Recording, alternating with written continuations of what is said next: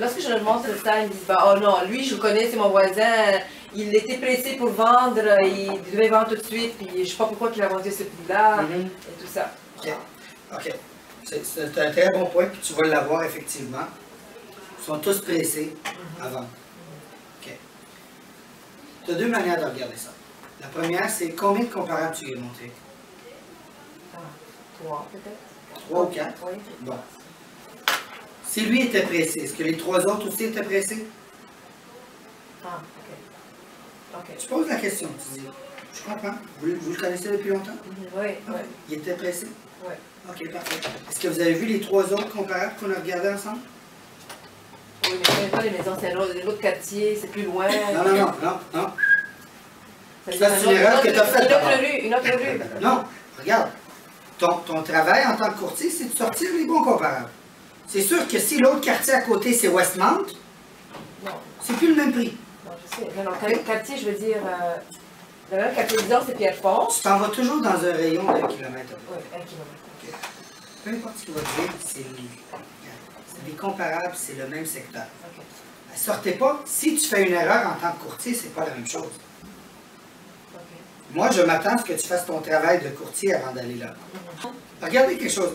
Ce qu'on écrit, nous, dans notre rapport, quand on l'envoie, là, après le prix, puis les ajustements et tout, là, pour son net, on écrit « Le prix peut différer après avoir visité la maison ».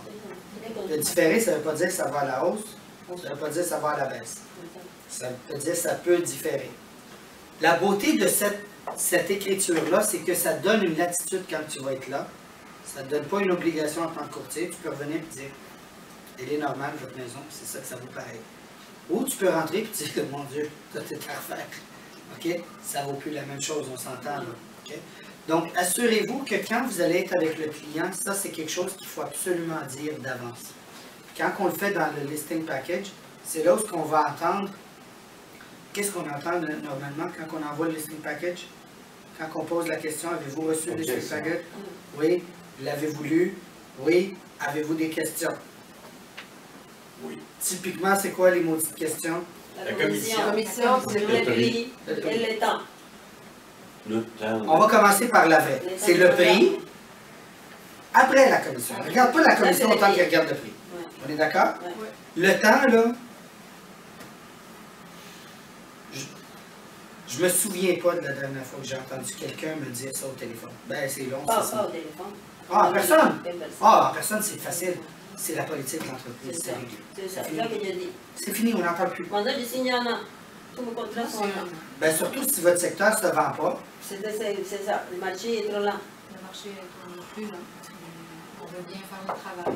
Est-ce qu'on peut avoir une liste, par exemple, s'il manque une salle de bain, puis eux, ils ont une salle de bain de plus, quelle est la valeur de cette salle de bain? Quelle est la valeur de...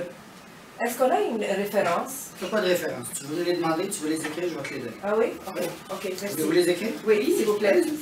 Salle de bain complète? Salle de bain complète? Ok. Avez-vous peut-être un crayon et un papier? Oui, oui. Bon, Ouais, on fait le papier. Je pose des bonnes questions, hein? Oui, très bonne question. Excellente question. Ok, salle de bain. Salle de bain. Je vous dis, pense que vous faites.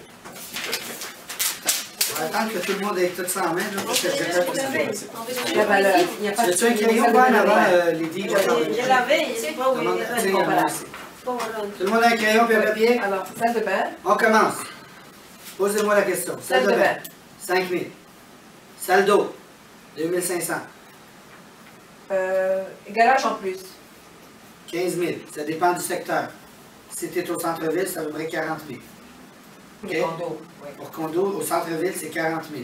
Si tu es à l'extérieur du centre-ville, ça vaut près 15 000. Ok. Chambre couchée en plus. En haut ou en bas? Sous-sol. Sous-sol, 5 000. Sous-sol. 5 000. Hors sous-sol, 10 000. Ah oui. Comment tu as su ça? Comment tu t'es référé? Ah oui? Chambre à coucher. Initialement, j'ai utilisé le CCQ, puis après ça, c'est ma pratique. Alors, Parce qu'une chambre de sous-sol, ça vaut. Ah oui, chambre. Family room.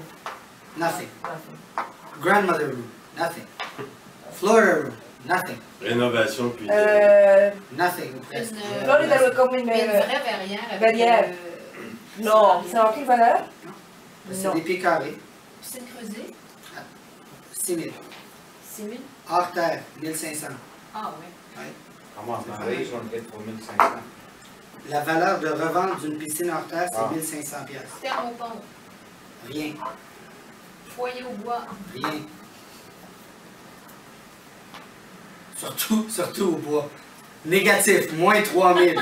Faut l'enlever, il ne marchera plus. Le pied carré, je cherche de rôle d'évaluation. OK, là, je vais vous parler des pieds carrés. Les pieds carrés habitables, grosso modo, c'est à peu près 275 piastres. Ben, tu Presque n'importe où. Je vais vous dire pourquoi. Parce que la vraie valeur est dans le terrain, et pas dans le pied carré habitable. Mais c'est sûr que si on parle de Westmount, c'est pas la même chose que Non, Hochelaga non. Maisonneuve. Ça dépend du quartier. Je vais vous dire, oui, mais tu serais surprise, mais ça ne varie pas beaucoup. Ah, non? Non. Pas le habitable. Le terrain va valoir énormément plus cher. les terrains, on prend des évaluations de ville, on déficit, non? Si vous voulez rentrer dans le... Vous pouvez être technique, là. Mais Mike vous dit, rentrez pas dans les détails. Au niveau. Quand tu as quelqu'un qui est vraiment analytique, là, Ah, ouais. mais vraiment analytique, prépare-toi un petit peu plus avec tes chiffres. Mais autre que ça, Mais il va te demander d'où vous avez sorti cette chiffre. c'est selon le marché. Tu m'as dit des pieds. C'est l'expérience. C'est l'expérience. Tu m'as dit le pied égal habitable, 200 pièces. Non, c'est à peu près entre 250 et 275 habitables. Et le terrain, ben, ça peut valoir de 10 piastres jusqu'à 1000 piastres par pied carré. Stationnement d'auto devant le garage. Rien? Non? Stationnement à Montréal, non? Elle dit devant la maison. Devant la maison. On faisait 4 à la place de 2. Ah, d'accord, les allées de Plus allées, là, de Puis plus. un stationnement à Montréal. Ben, là, j'avais dit, le garage, ça Ah, vaut mais c'est 40 comme 000. garage, ok. OK. Voilà. Un stationnement extérieur, Ouais. je ne donne pas vraiment de valeur, mais si tu vas en donner une, c'est pas grand-chose. Peut-être 2000 piastres. Une grande cour par rapport à une petite cour, ça C'est des pieds carrés. Puis carré. Tu vends des pieds carrés. Quand les gens commencent à s'astiner par « ben moi j'ai ci, puis moi j'ai ça », Oui, j'ai regardez, plein- ce j'ai qu'on plein de vend, choses. c'est des pieds carrés. Ce que les gens achètent, c'est vos pieds carrés. C'est pas moi qui va décider votre prix.